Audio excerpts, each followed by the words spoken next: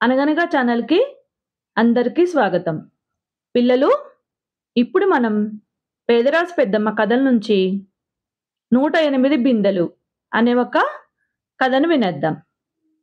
రాయగిరి సంస్థానానికి సుకీర్తుడు అనే ఒక రాజుంటాడు. ఆయన రాజ్యంలో ప్రజలందరూ సుఖ సంతోషాలతో ఉంటారు. మంత్రి సుశీలుడు చాలా మంచివాడు. ఎవరైనా తప్పులు చేస్తే వారిని మార్చి మంచి మార్గంలో నడిపిస్తూ ఉంటాడనమాట. వయస్సులో రాజుగారి కంటే చాలా చిన్నవాడు. ఒకరోజు రాజుగారు అడవికి దగ్గరలో ఉన్న ఒక గిరిజన తండా దగ్గరికి విడిదికి వెళ్తారు. ఆ చుట్టుపక్కల ఎంతో అందమైన పూల చెట్లు, పండ్ల చెట్లు, చిన్న చిన్న నీటి కొలనులు చాలా అందంగా ఉంటుంది. ఆ ప్రదేశానికి రామన్న దొర పెద్ద.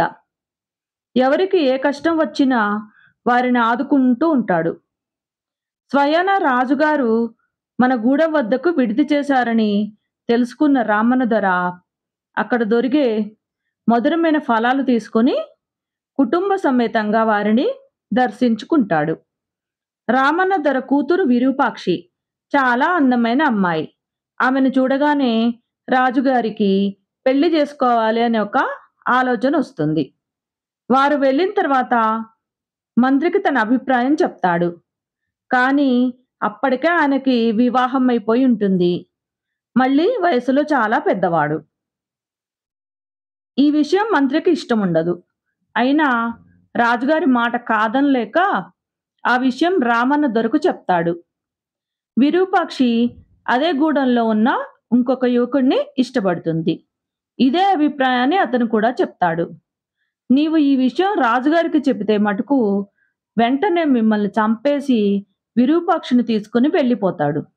కనుక నేను చెప్పినట్లు చేయండి అని వారికి చేయవలసింది చెప్పి రాజుగారి కుటీరానికి వెళ్ళి వారు ఒప్పుకున్నట్లు సాయంత్రం వస్తారని చెప్తాడు. రామన్న దొర సాయంత్రం రాజుగారి కుటీరానికి వచ్చి, ప్రభు, మీ అంతటి వారే మాకు అల్లుడవ్వడం చాలా ఆనందంగా ఉంది. అమ్మాయి కూడా ఇష్టపడింది. కాకపోతే వివాహం మా ఆచారం ప్రకారం జరగాలి. లేకపోతే వరుడికి కీడు జరుగుతుంది అని మా గురువుగారు చెప్పారు అని చెప్తాడు. సరే అంటాడు మహారాజు. ప్రభు, ఇక్కడ ఉన్న బిందెను తీసుకుని దగ్గరలో ఉన్న కొలనులో వధువు స్నానం చేయడానికి 108 బిందెల నీళ్లు తీసుకురావాలి అని చెప్తారు. అసలే వయసులో పెద్దవాడు. ఇంకా రాజు, అమ్మో, 108 బిందెల నేనెలా తీసుకురాను అని మొదటి బిందె తెచ్చి అక్కడ పెట్టి మిగిలినవన్నీ తన సేవకుల చేత తెప్పిస్తాడు. ఇదంతా రామన్న దొర పక్క నుంచి చూస్తూ ఉంటాడు. మరుసటి రోజు ఉదయం అన్ని బిందెలు మీరే తెచ్చారా అని అడుగుతారు. రాజు అవునని అబద్ధం చెప్తాడనమాట.